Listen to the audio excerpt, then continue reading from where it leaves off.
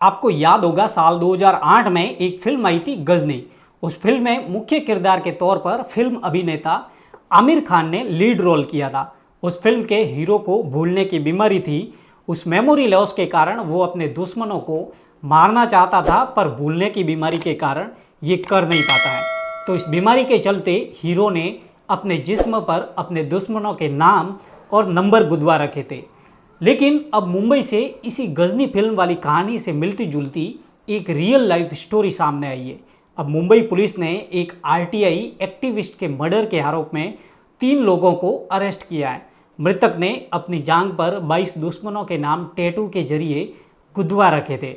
उसे शक था कि इनमें से ही कोई उसकी हत्या कर सकता है, जिसमें ठीक गजनी की तरह ही एक शख्स ने अपने जिस्म पर अपने 22 दुश्मनों के नाम लिखवा रखे थे।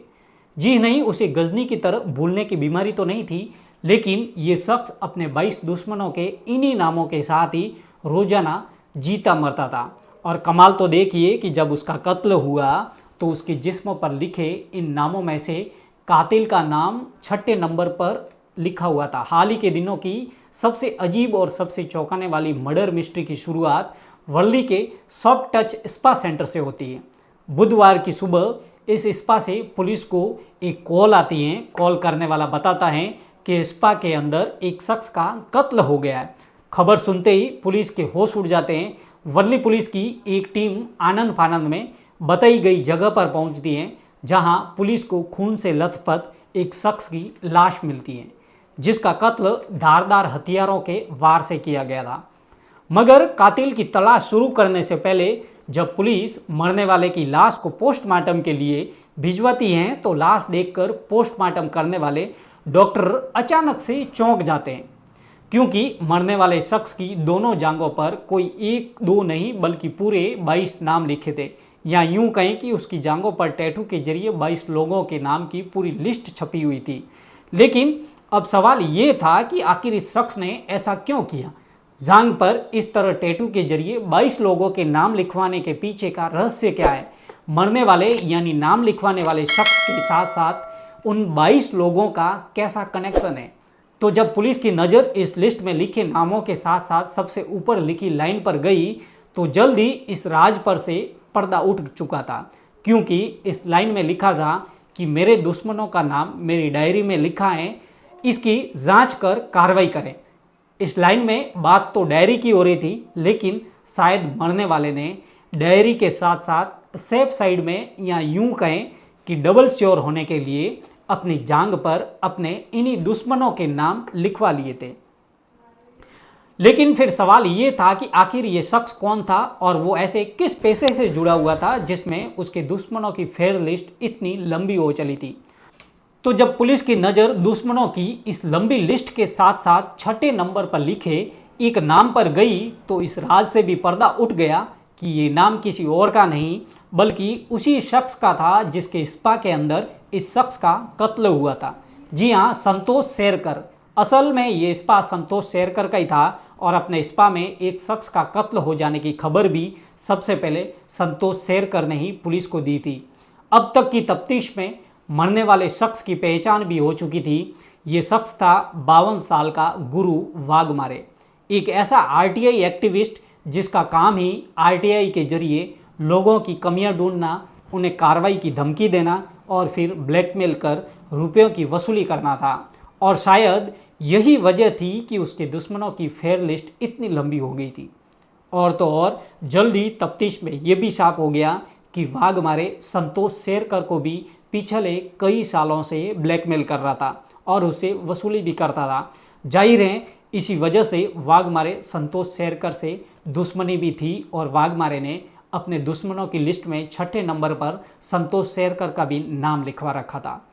मगर सवाल ये था कि आखिर गुरु वाघमारे संतोष शेरकर के स्पा में कैसे पहुंचा और यहाँ उसका कत्ल किसने किया।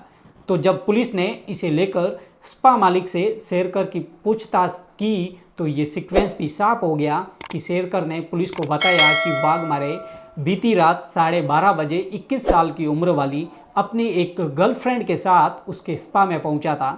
तब तक स्पा में काम करने वाले स्टाफ के लोग अपने अपने घर जा चुके थे। खुद उसे भी सुबह ही ये पता चला कि उसके स्पा में वाघमारे का कत्ल हो चुका है। यानी वारदात बेशक शेर करके स्पा में हुई थी, लेकिन उसे इस वारदात की खबर नहीं थी।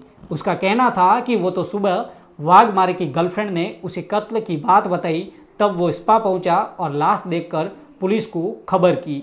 अब पुलिस ने वाघमारे की गर्लफ्रेंड से पूछताछ करने के साथ साथ बीती रात के पूरे सीक्वेंस को समझने की कोशिश की, तो गर्लफ्रेंड ने बताया कि मंगलवार को गुरु वाघमारे का बर्थडे था और वाघमारे ने अपना बर्थडे उसी के साथ सेलिब्रेट किया था। वो दोनों पहले एक बार में गए जहां उन्होंने एक साथ में ड्रिंक किया और फिर वाघमारे उसे लेकर सॉफ्ट टच स्पा आया।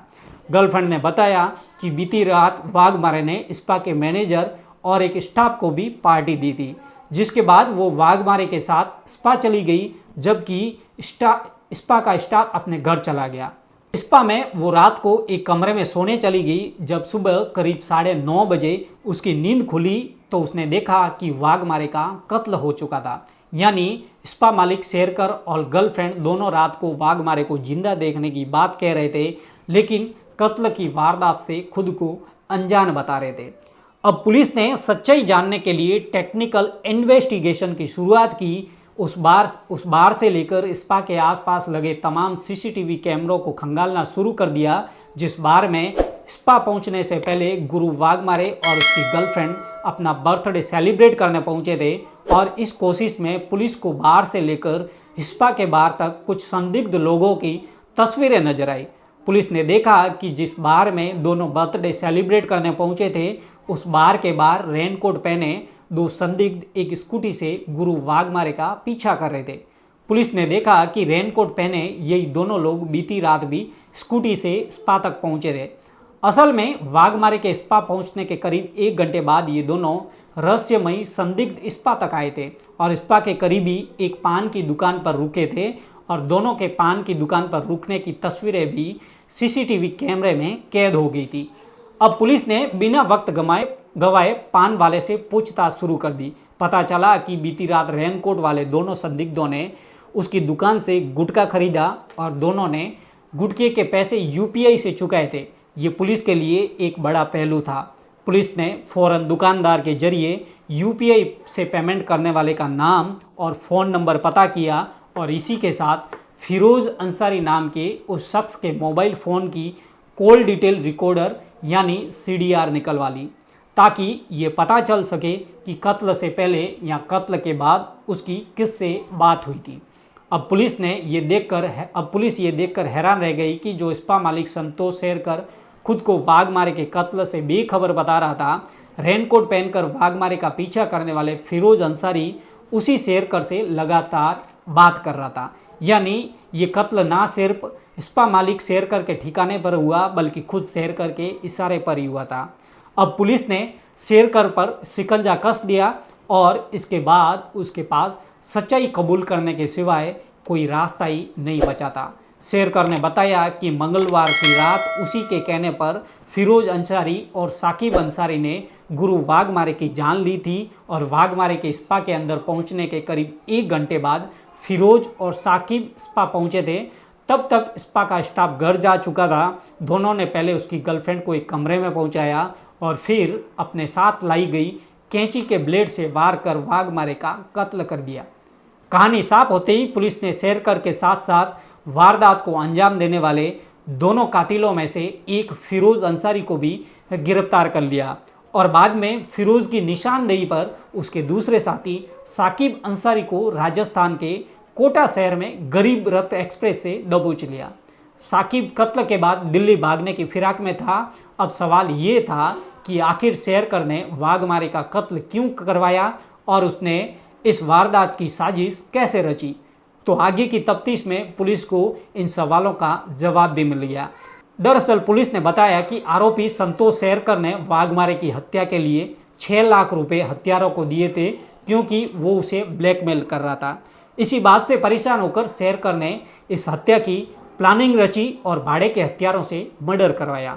अब पुलिस अपना केस कोर्ट में मजबूत करने के लिए आगे की कार्रवाई में जुट गई है। तो फ्रेंड्स, किस प्रकार एक आरटीआई कार्यकर्ता ने अपने लोभ और लालच में लोगों को ब्लैकमेल कर रहा था और फिर उसको ये लोभ और लालच इस कदर महंगा पड़ गया कि उसको जान गंवानी पड़ी। तो फ्रेंड्स, हमारा मकसद किसी की भावनाओं को ठेस पहुंचाना नहीं है, बस आपको जागरूक करना है। और अगर अभी तक आपने मेरे चैनल को सब्सक्राइब नहीं किया है तो अभी जाके चैनल को सब्सक्राइब करें और बेल आइकन जरूर प्रेस करें ताकि आने वाली हर वीडियो की अपडेट आप तक पहुंचती रहे।